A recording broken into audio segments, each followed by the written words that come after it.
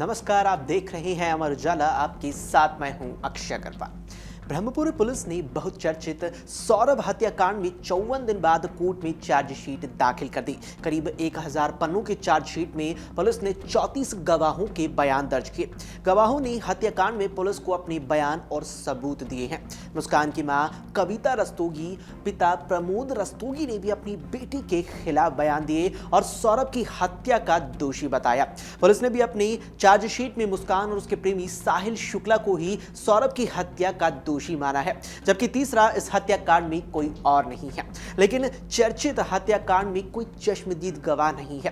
ब्रह्मपुरी थाने के प्रभारी निरीक्षक और इस हत्याकांड की जांच कर रहे इंस्पेक्टर रमाकांत पचौरी ने सोमवार को सीजेएम कोर्ट में चार्जशीट दाखिल कर दी।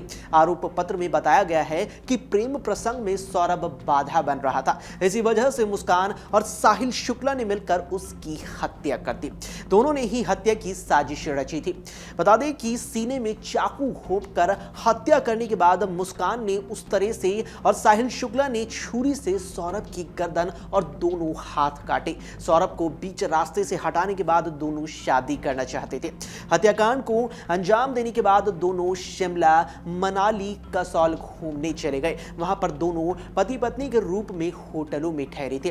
पुलिस ने 1000 पेज की चार्जशीट में सौरभ के भाई बबलू, मां रेणु, बहन चिंकी, मुस्कान की मां कविता रस्तोगी, पिता प्रमोद रस्तोगी, मुस्कान साहिल को हिमाचल प्रदेश घुमाने ले गए टैक्सी ड्राइवर अजब सिंह, दवा लिखने वाले डॉक्टर, दवाई देने वाले दुकानदार अमित कौशिक, घंटाघर पर ड्रम बेचने वाले सिराजुद्दीन, सौरभ के मकान मालिक ओमपाल, चाकू विक्रेता, ड्रम विक्रेता, शारदा रोड पर सीमेंट और बालू विक्रेता और सौरभ के दोस्त को गवाह बनाया है। इनके अलावा शिमला, मनाली, कसौल में मुस्कान और साहिल जिन होटलों में ठहरे थे, वहां के होटल संचालकों को भी इस मामले में गवाह बनाया गया है।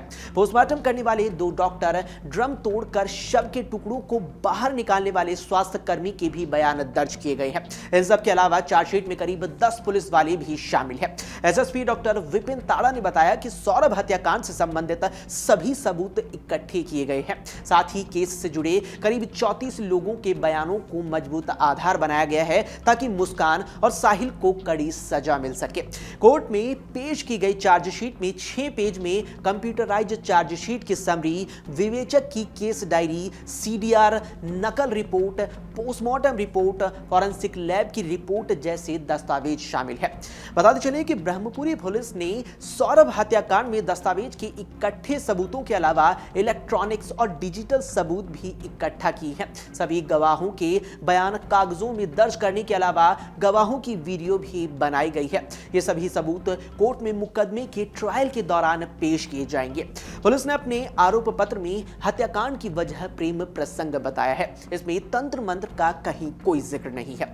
हत्याकांड के बाद साहिल के कमरे में मिले सामान को लेकर चर्चा की थी कि तंत्र मंत्र के लिए सौरभ की गर्दन काटकर हत्या कर दी गई। पुलिस ने जांच में तांत्रिक क्रिया को नकार दिया है। चार्जशीट में साफ लिखा है कि मुस्कान और साहिल पढ़ाई के दौरान से ही एक दूसरे को जानते थे, लेकिन साल 2019 में दोनों की फिर से मुलाकात हुई जो प्रेम प्रसंग में बदल गई। उसमें सौरभ उन दोनों के बीच बाधा बन रहा था, इसलिए दोनों ने उसकी हत्या कर दी ताकि दोनों शादी कर सके।